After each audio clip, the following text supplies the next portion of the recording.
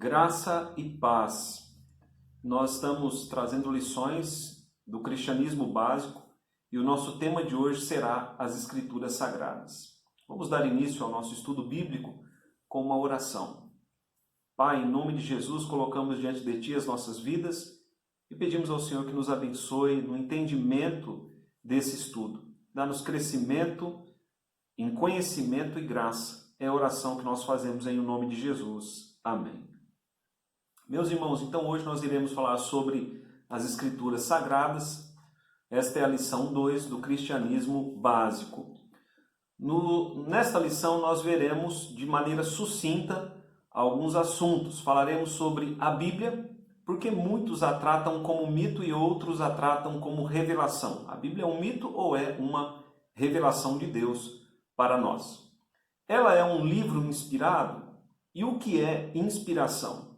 Porque as traduções da Bíblia apresentam diferenças? Porque a Bíblia evangélica e a Bíblia católica apresentam diferenças? Essa é uma pergunta que muitas pessoas me fazem. Então nós vamos ver isso no estudo de hoje. Uma pergunta de profissão de fé. Então as pessoas que vão fazer a pública profissão de fé, elas respondem algumas perguntas, como nós vimos na lição de número 1.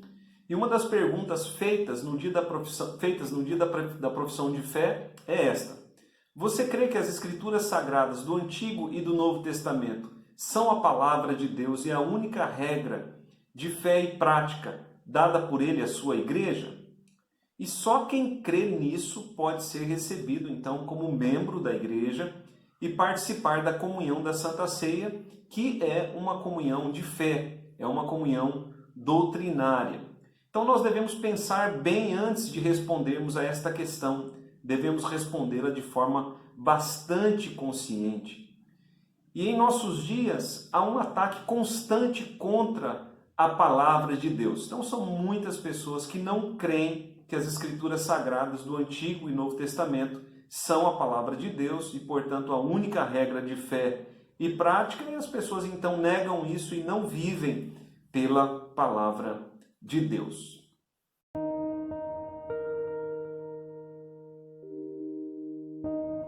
Então vamos aqui a um ponto importante. Bíblia, mito ou revelação? A Bíblia é um mito ou ela é a revelação de Deus para o seu povo? A Bíblia é tratada por muitos, especialmente pelas universidades do nosso tempo e também pelos artistas. Ela é tratada por muitos como um livro que contém mitos, ou que contém lendas. Para alguns acadêmicos, a Bíblia até contém a palavra de Deus, mas ela não é a palavra de Deus. Muitos acadêmicos negam os registros de milagres que as Escrituras trazem. Eles não acreditam, por exemplo, que o Mar Vermelho se abriu e o povo de Deus passou a pé enxuto, atravessou o mar a pé enxuto. Eles não acreditam que Sansão conseguiu pegar 300 raposas, talvez tenha conseguido pegar 3 raposas. Então eles questionam esses fatos e para eles a Bíblia é um mito, são lendas, não é a palavra de Deus. Mas para a igreja cristã, para a igreja presbiteriana, a Bíblia é a revelação especial de Deus. É por meio da palavra de Deus que nós conhecemos a Deus e conhecemos a vontade de Deus, e é pela palavra de Deus que nós somos levados, orientados por Deus ao caminho de salvação. Agora, por que ela é tratada como mito ou escrito, ou puramente escrito humano por muitos? Porque ela é tratada assim, dessa maneira? Por uma simples razão. Quando admitimos que ela é a revelação de Deus, temos de nos sujeitar a ela como palavra de Deus. E isso implica crer em Jesus como Deus homem e obedecer aos seus mandamentos. Então é por isso, as pessoas elas não admitem o testemunho das Escrituras, em sua maioria, não admitem o testemunho das Escrituras, porque elas não querem se submeter a Deus, não querem se submeter à palavra de Deus, para viver por ela. Segundo o Catecismo Maior de Westminster, na pergunta 5, a resposta à pergunta 5, as Escrituras Sagradas são a autorrevelação de Deus. Então Deus, ele se revela, ele se faz conhecido pelas Escrituras Sagradas. Deus se faz conhecido também de outras maneiras, como pela natureza e até pelo ser humano, né? O ser humano também, de certa forma, revela a Deus, porque nós somos a imagem e semelhança de Deus. Mas as Escrituras são a revelação especial de Deus, a autorrevelação de Deus. Por causa do pecado, nós não conseguimos ler a natureza e não conseguimos ver a imagem e semelhança de Deus claramente no homem. Mas pelas Escrituras Sagradas, nós temos a clara revelação de Deus para a humanidade.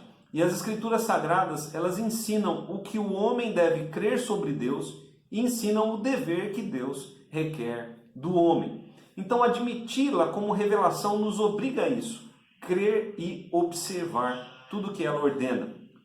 O que é a Bíblia para você? Você que está assistindo, né, ou participando deste estudo bíblico, o que é a Bíblia para você? Para mim e para os crentes presbiterianos, ela é a palavra de Deus, a revelação de Deus, regra de fé e vida. E nós professamos isso.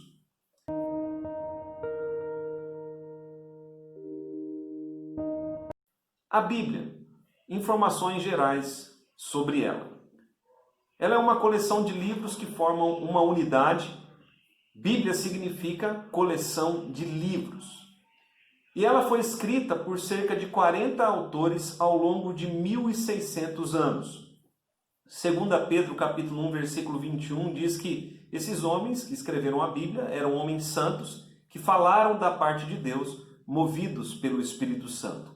Pedro está se referindo, logicamente, aos escritos do Antigo Testamento. Mas nós cremos que tanto o Antigo Testamento quanto o Novo Testamento foram escritos, por homens santos que falaram da parte de Deus, movidos pelo Espírito Santo. Primeiramente, a Bíblia ela foi oral, foi passada oralmente, de geração em geração, mas depois ela foi escrita, foi registrada. Seu término deu-se por volta do ano 100 depois de Cristo. Então, 100 anos, no ano 100 depois de Cristo, o povo de Deus já tinha a Bíblia toda, o Antigo e o Novo Testamentos.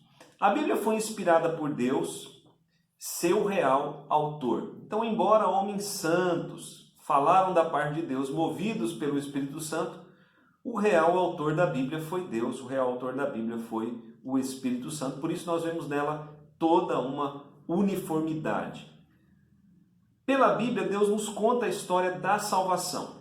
E na Bíblia nós vemos o registro da criação, queda, redenção e consumação da obra de Deus. Então, a Bíblia ela conta toda a história da salvação. E o tema central da Bíblia é o Messias, Jesus. A divisão da Bíblia utilizada por nós. Isso porque a Bíblia não é dividida igualmente por todos. Então, semana que vem nós vamos falar sobre isso de uma maneira mais aprofundada. Mas nós dividimos a Bíblia em duas grandes divisões, Antigo Testamento e Novo Testamento, chamados também de Antiga Aliança e Nova Aliança. A Bíblia é um livro de alianças, são várias alianças encontradas na Bíblia, mas para simplificar, a igreja dividiu então dessa maneira, em duas grandes alianças, Antiga Aliança e Nova Aliança, sendo a última aliança o Novo Testamento, estabelecido na cruz. A última aliança foi estabelecida na cruz por Cristo Jesus, nosso Senhor. O Velho Testamento ele é dividido em 5 partes. Pentateuco, que são os 5 primeiros livros, que são considerados escritos de Moisés. Os livros históricos, que vão de Josué a Esther. Os livros poéticos, Jó, Salmos, Provérbios, Eclesiastes e Cantares. Profetas maiores, que vão de Isaías a Daniel, e profetas menores, que vão de Oséias a Malaquias. Por que profetas maiores e profetas menores? Algumas pessoas fazem essa pergunta. Por causa do volume dos livros. Os profetas maiores eles escreveram mais e os profetas menores eles escreveram menos. Não é uma questão de importância, mas é uma questão de volume dos livros. Todos os livros são igualmente importantes, todos eles são revelação de Deus, mas os profetas maiores, como dissemos, escreveram mais. A divisão do Novo Testamento. O Novo Testamento é dividido em evangelhos, Mateus, Marcos, Lucas e João. Ali nós encontramos a vida e a obra de Jesus Cristo. Temos um livro histórico apenas no Novo Testamento, que é o livro de Atos. Depois nós vamos ter as epístolas. As epístolas de Paulo, que vão de Romanos a Filemon. Depois teremos as epístolas gerais, que vão de Hebreus a Judas. E por fim, o Apocalipse. Então, dessa maneira, a Bíblia que temos em mãos é dividida. Essa é a divisão tradicional que nós usamos aqui em nosso país.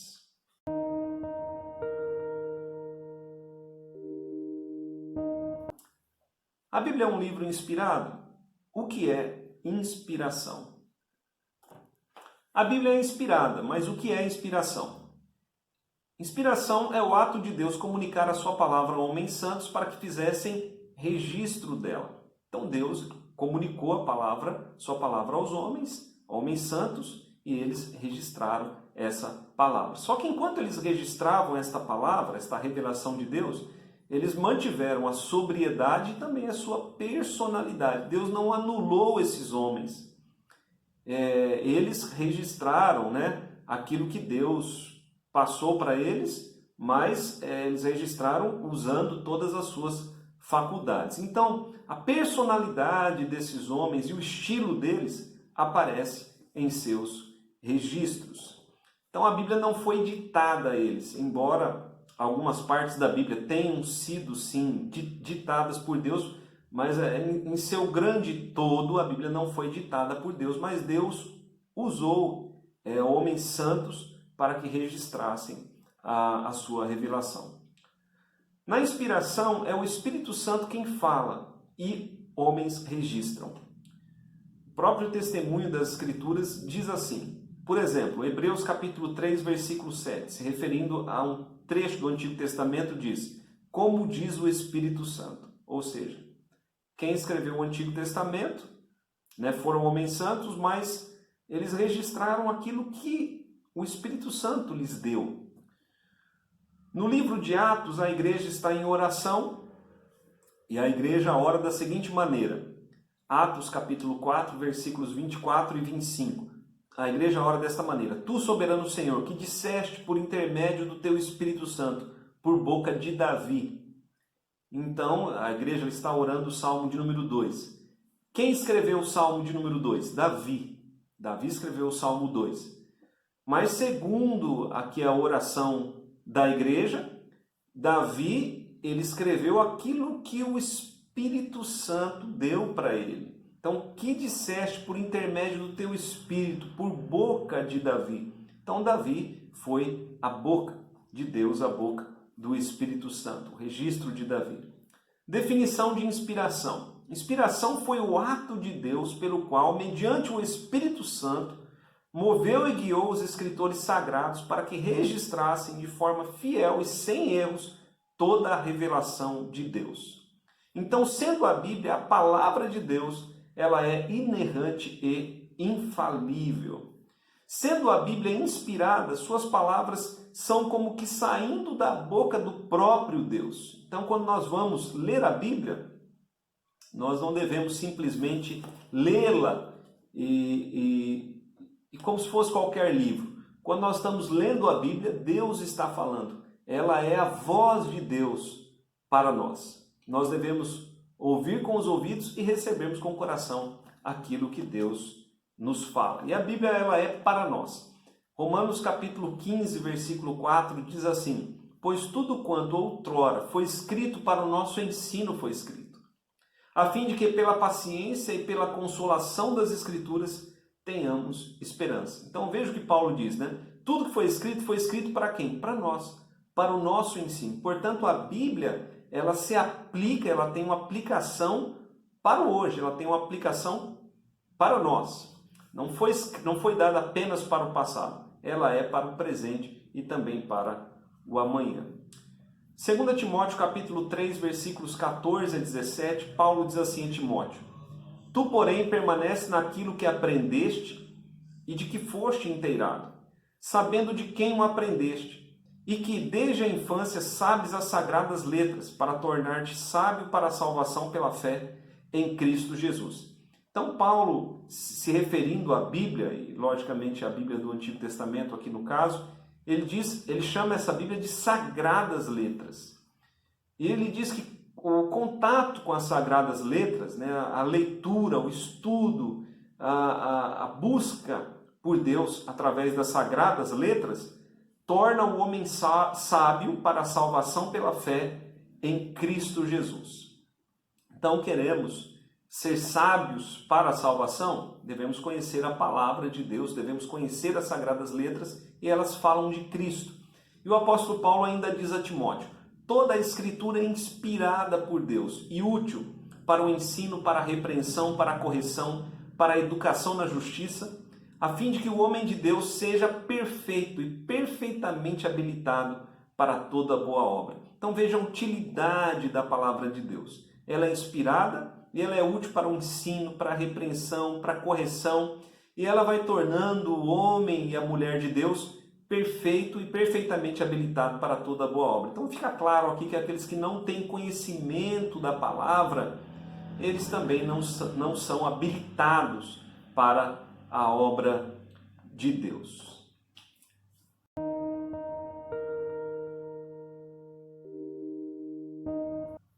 Vernáculo e traduções da Bíblia, ou seja, línguas sagradas, línguas originais e traduções da Bíblia. Deus inspirou as línguas originais, hebraico, aramaico e grego. Então, o Antigo Testamento foi escrito em hebraico e aramaico.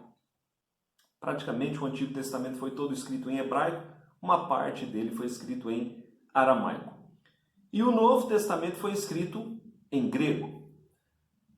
Agora, a Bíblia ela passou a ser traduzida para outras línguas.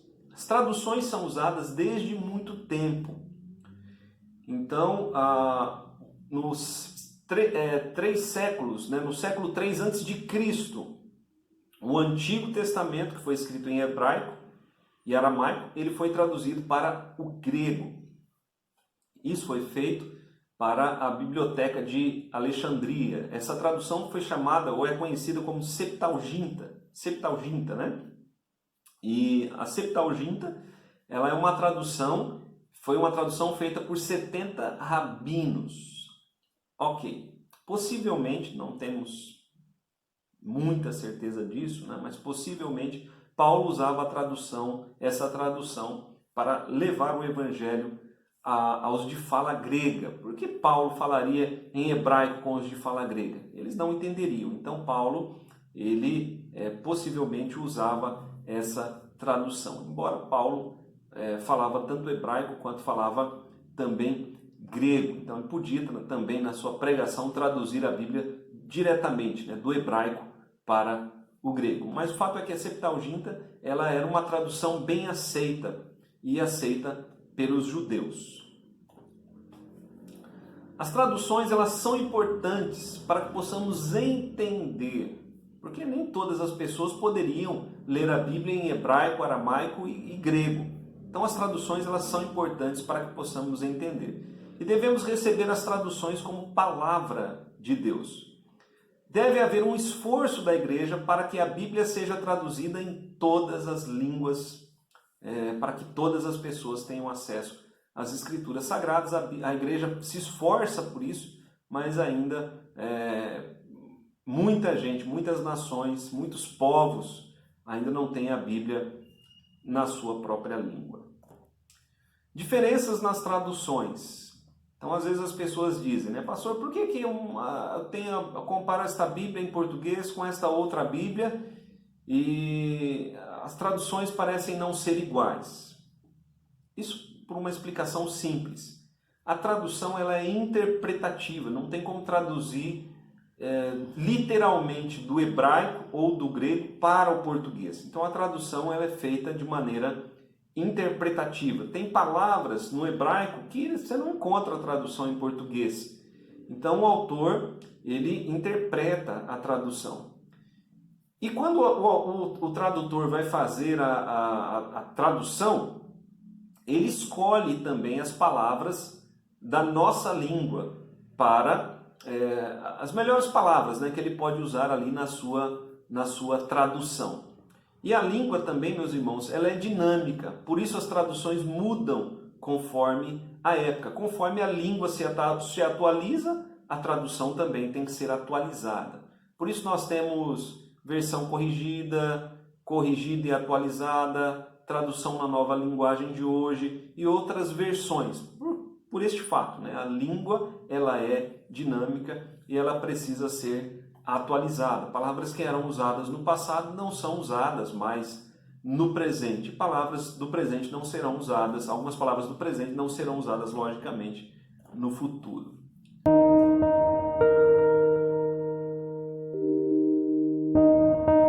Diferença entre Bíblia evangélica e Bíblia católica? Essa é uma pergunta que muitas pessoas fazem. Eu vou responder aqui de maneira sucinta essa questão, vamos trabalhar aqui de maneira sucinta. Porém, nós preparamos um estudo para a semana que vem, onde nós vamos tratar disso de maneira completa. Então aqui você vai ter só um gostinho daquilo que semana que vem nós iremos tratar de maneira completa. E eu peço a você que participe do estudo da semana que vem, porque é importante para o seu conhecimento e também para a evangelização. Então, os livros da Bíblia. A Bíblia vem dos judeus. O Antigo Testamento, Novo Testamento, a Bíblia vem dos judeus. E os primeiros livros da Bíblia que vieram dos judeus foram os 39 livros do Antigo Testamento. Com a vinda de Jesus, recebemos o Novo Testamento, mais 27 livros, num total de 66 livros. Então, quando você pega a Bíblia, você encontra nela esses 66 livros. Já a Bíblia Católica contém 7 livros a mais e alguns escritos também a mais. Então, qual a diferença entre a Bíblia evangélica e a Bíblia católica? Esses 7 livros e alguns escritos a mais, como falamos, são os chamados apócrifos e pseudo-epígrafos. O cânon católico, composto por 39 livros encontrados no cânon protestante. Então, a Bíblia evangélica é igual à Bíblia católica? Sim, nos livros, nos 39 livros, né, do Antigo Testamento e nos 27 do Novo Testamento, a Bíblia é a mesma. O que muda é o acréscimo que tem na Bíblia católica, né? Então, os católicos eles adicionaram escritos ao livro de Daniel, ao livro de Esther. Então, o livro de Daniel e o livro de Esther não é o mesmo. Tem diferenças da Bíblia evangélica para a Bíblia católica.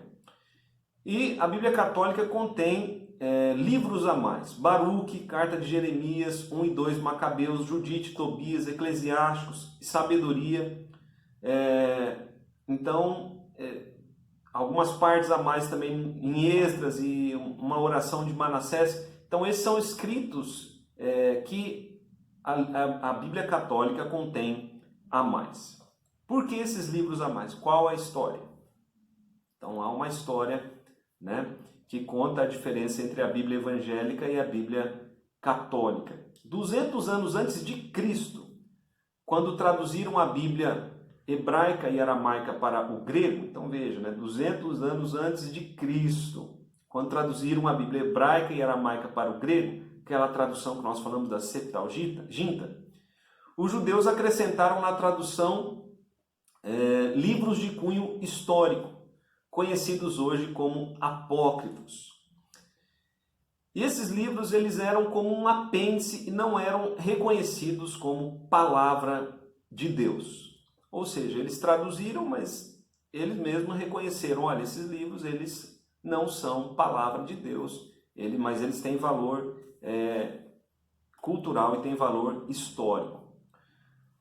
400 anos depois de Cristo, um pastor chamado Jerônimo, um padre chamado Jerônimo, traduziu a Bíblia do grego para o latim. Então, primeiro a Bíblia foi traduzida do hebraico e do aramaico para o grego, e agora ela foi traduzida por Jerônimo do grego para o latim.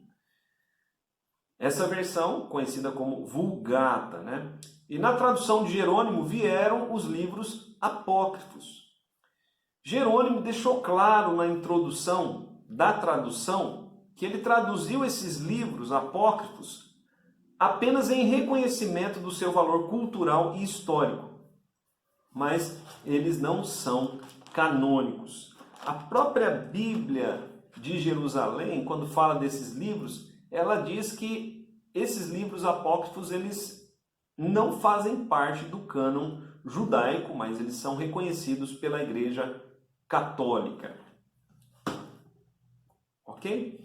No século XVI, os reformadores tiraram estes livros das traduções da Bíblia. Por quê? Porque muitas pessoas estavam confundindo estes livros com Bíblia. Então as pessoas liam os livros apócrifos ali, junto com a Bíblia, e não conseguiam fazer a diferença, né? Ou não faziam a diferença a devida diferença entre as Escrituras Sagradas e esses livros. Isso acontece ainda hoje. É interessante que nas nossas Bíblias teve uma edição que no final da Bíblia vinha o inário, né? O inário Novo Cântico. E muitas pessoas já me perguntaram se o inário é parte da Bíblia. E eu tenho que explicar, não, o inário não é parte da Bíblia. A Bíblia, né, vai até aqui, o inário são os cânticos, né, os hinos que nós cantamos em nossa igreja, em nossa denominação. Mas muitas pessoas simples, pessoas que estavam chegando na igreja, né, novas pessoas, confundiram com Bíblia o inário. É o que aconteceu ali também na tradução de Jerônimo. Jerônimo traduziu para a Bíblia grega para o latim e houve essa confusão. Então os reformadores, para que essa confusão não continuasse, os reformadores tiraram estes livros das traduções da Bíblia. Porém, no Concílio de Trento, em 1546, em uma reação contra os protestantes, a Igreja Católica reconheceu esses livros como deuterocanônicos, né? Ou seja, como sendo parte da Bíblia.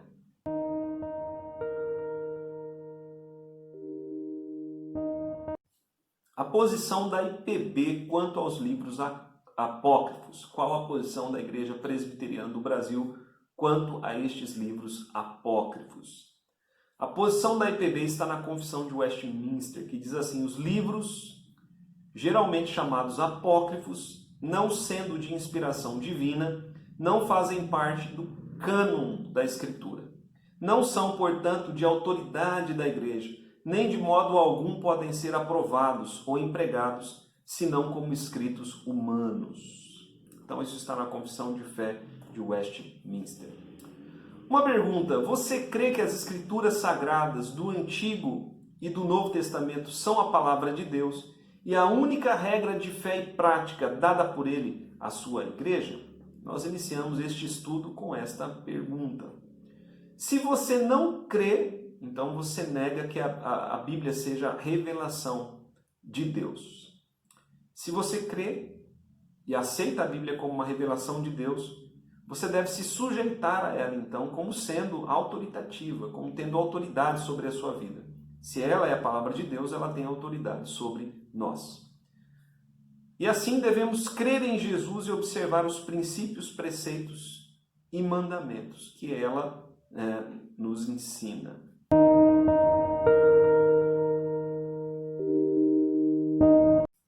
Tenho aqui, para encerrar, um desafio e um convite. Vamos começar com o desafio. Para nos despedirmos, então, desafio: leia a Bíblia. Procure lê-la e ouvi-la como palavra de Deus para a sua vida. Faça isso todos os dias. Procure lê-la inteira. Leia o Novo Testamento 15 minutos por dia e em 3 ou 4 meses você terá lido ele todo. Ore 15 minutos por dia, 5 por você, 5 pelas atualidades e 5 pela obra de Deus. Ler a Bíblia e orar todos os dias. Você tem 30 minutos do seu dia para Deus? Quanto tempo você perde na TV ou nas redes sociais? Pense nisso. Então esse é o desafio, ler a Bíblia e orar todos os dias. Um convite. Quem determina o que é Bíblia e o que não é Bíblia? Como chegamos à coleção de livros a que chamamos Bíblia? Você sabe o que é cânon? Já ouviu falar sobre isso? É o que veremos na semana que vem. Então, espero vocês para o próximo estudo bíblico. Vamos orar nesse momento. Pai querido, em nome de Jesus, nós colocamos diante de Ti as nossas vidas. Pedimos, Pai, a Tua bênção para o Teu povo. Em nome de Jesus Cristo, pedimos, Pai, que o Senhor coloque no coração do Teu povo fome e sede pela Tua palavra. Que o Espírito Santo testifique em nossos corações a Bíblia como palavra de Deus. Transforma-nos, ó Deus, por meio do Teu Espírito e da Tua palavra. E abençoe o Teu povo nesses dias. Livra o Teu povo desse coronavírus. Aqueles, ó Pai, que estão infectados, que o Senhor dê graça para que se recuperem. Aqueles que estão em estado grave, que o Senhor visite, que o Senhor, em nome de Jesus, coloque a Tua mão e os livre, ó Deus, dessa doença. E pedimos, Pai, sustenta o Teu povo em todas as coisas. É a oração que nós fazemos em nome de Jesus. Amém. Deus abençoe a sua vida. Tenhamos um restante de semana abençoado por Deus. Um abraço, meus irmãos.